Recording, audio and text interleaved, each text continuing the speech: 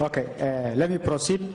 Your Excellency, from the outset, from the onset, it's important to Kiswahili. Oh, Muhammad Gabo. Kiswahili ni ngumu kidogo. Na ile kitu mimi nataka kutaja hata ingine hakuna Kiswahili ndani. Tutapata tu kwa Kiingereza. Lakini baadaye nitaguzia kidogo inshallah. Your Excellency, thank you for this forum.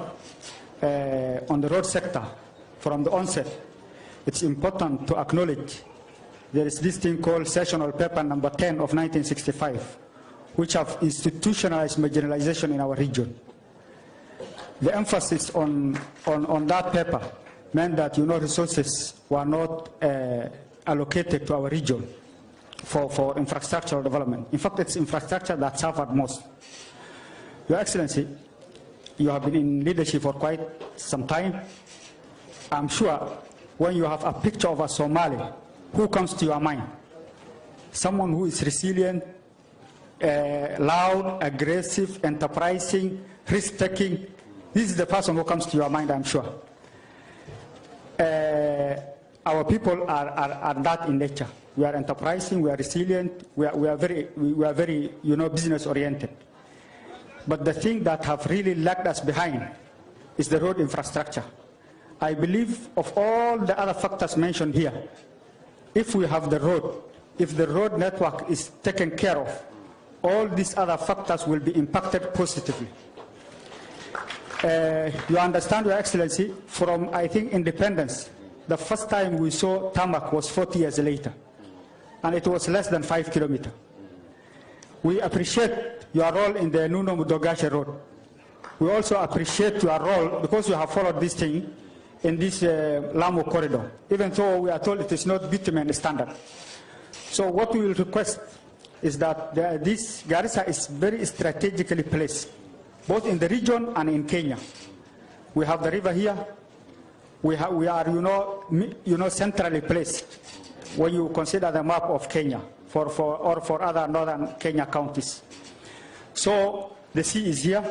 So if we have a bitumen standard road connecting Garissa to Ijara and Hulugo via Garmagala, and you have one connecting towards Liboye to the Somali border, and to Mandera, and to Siolo, and we have a bridge and a strategic point in Balambala sub-county, like let's say Sekle, to connect us to, Meru, this part of Ukambani. In fact, Meru, after Ukambani hakuna biashara mingi, Meru, if we can be connected to that, corridor of Siolo, Meru, that thing, it will really help us. And then in this age, Your Excellency, we have places in our county where there happens to be food shortage during rainy season. And our rain is scarce and far apart. And even with that, you will hear when it rains, there are some places that are cut off. So if we can have also a maintenance, program, whereby whenever the rainy season onset, after the rainy season onset, we grade these roads. We have a standby machinery in works or wherever, it will really help. So for me, what I will emphasize is that if there are sectors that have really been marginalized in our county or our region, it's the road sector. And if there is a sector that can uplift us in the shortest time possible, it is also, attention on the road sector. And also, Your Excellency, I would like to bring to your attention on this constitutional article 204. Yes, Your Excellency. Sorry. When we have this constitutional article called 204. It's about equalization fund. That fund, the period is about to lapse. And the same have also been, mutilated by adding some counties through something called poverty indicators. I think what we will request you is that once you come in, inshallah, you dedicate that fund to northern counties, increase its lifespan, and also specifically allocate it to the road sector. It will really help us, the equalization fund. And you remove these counties called poverty indicators. There is nothing called poverty, that's artificial. It is us who have suffered marginalization, and that is, it will only be right if it is meant for us. So, Your Excellency, I know you have the technical capacity and your technical team. This is the road sector we want you to put emphasis. I believe it will uplift every other sector. That is that shortly, and something which is very related to this economic forum. These technical guys told me not to add any other word, but you will give me that small permission. I personally was on the other side of politics. We had a very enriching engagement with my brother Duale. And Duale is a man we come from very far. And when I tell you we come with him from very far, it was not always rosy. We had our wars, we had our friendship.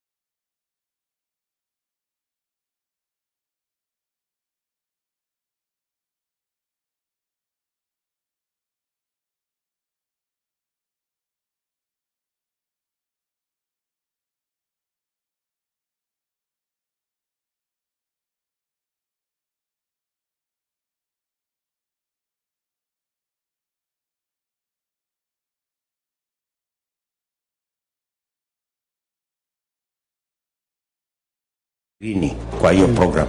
Yes. Lakini sitaki kusema yale yalitokea, lakini nataka nikuhakikishie ya kwamba siku ya serikali yetu mpya 100 hii 100 billion ambayo tumepatiwa, tutahakikisha imetumika kujenga hiyo lami all the way mpaka kule Mandera, kwa sababu tukifungua hiyo barabara na tuweke lami, vile wewe mwenyewe umesema, watu wa hapa ni watu wa bidii, enterprising, resilient, you know, hiyo biashara nyingine wataweza kujisort. Na hiyo mpango pia tulikuwa na off grid mambo ya